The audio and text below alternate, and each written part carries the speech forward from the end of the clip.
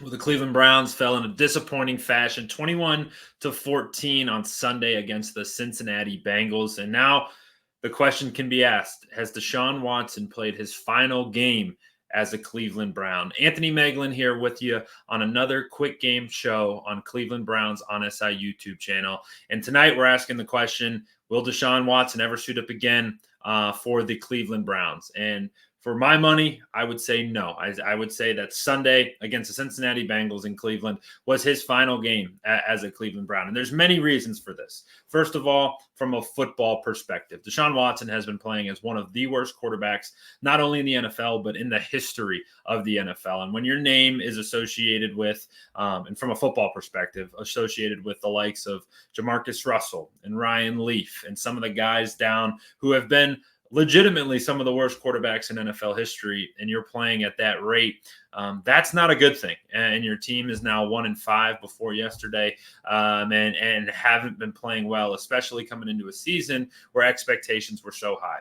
Not only that, in the short term, but in the long term, since he's been a Cleveland Brown, Deshaun Watson has been largely disappointing. He's played in just 6 games in all 3 of his seasons in Cleveland, and really has been like stuck in neutral, stuck in first gear, if you will. Some good, some bad, but mostly incredibly inconsistent. And the Cleveland Browns, truthfully, have flourished under other quarterbacks. They were a top 10 offense with Jacoby Brissett. They won football games with P.J. Walker and Dorian Thompson-Robinson last season.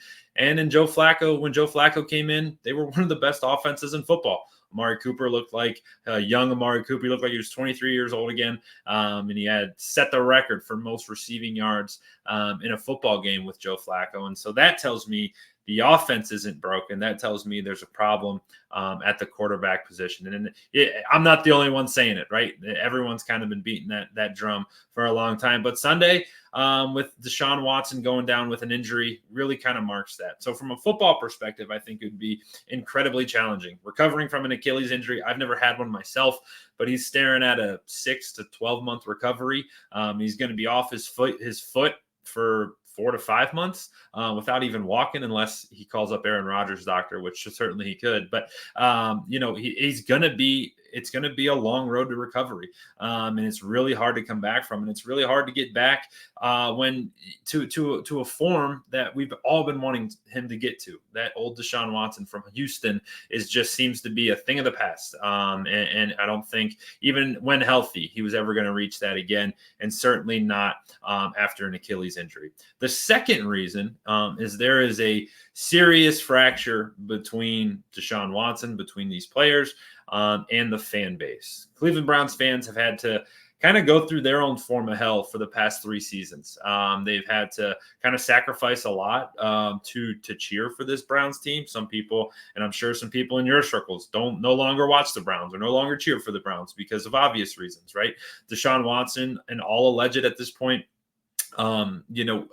was not the best guy. Had some really nasty stuff being alleged against him, and now the Browns not only brought him in, but traded 3 first-round picks, gave him the most contract, most guaranteed money ever in the National Football League, and it kind of tore this fan base up. We see it on X every single day.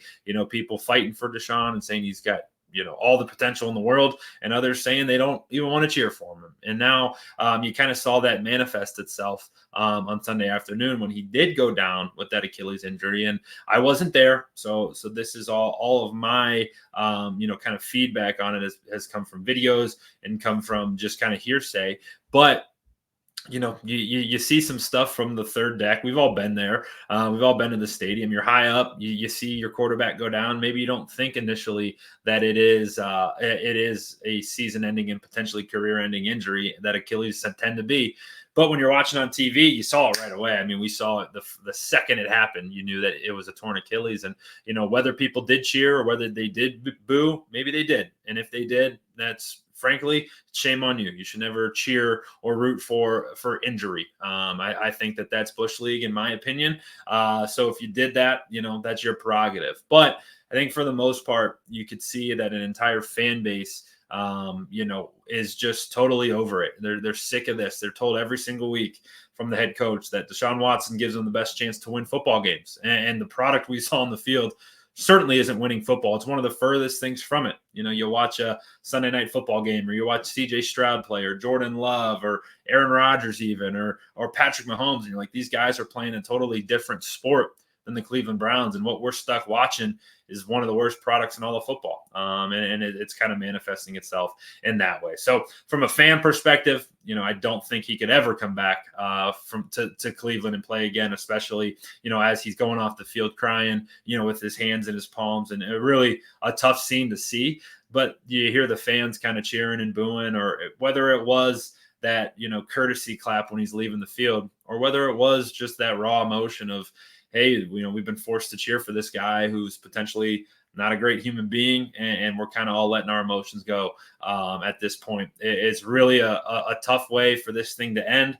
But in my opinion, I do think it's over. I don't think the Cleveland Browns will bring Deshaun Watson back to play quarterback for them. What that means going forward, time will tell. Will they give Dorian Thompson-Robinson a chance when he returns from his injury? As Coach Stefanski said today, he doesn't expect him to return. He doesn't think it'll be this week or anytime soon, but he will return at some point this season. So that leaves the ball in the hands of Jameis Winston, which I think I can speak for a lot of Browns fans. We're all really excited about. Like, he gets in, he's going to rip that thing around the field. Hopefully, it's more touchdowns than interceptions, and hopefully the Browns can get a couple wins out of it. But regardless of the situation, I think that there's now, again, a massive question mark at quarterback, and truthfully, a massive question mark around this entire roster. There are a lot of guys who are going to be playing their final snaps in Cleveland this season. We'll obviously see how that all shakes out.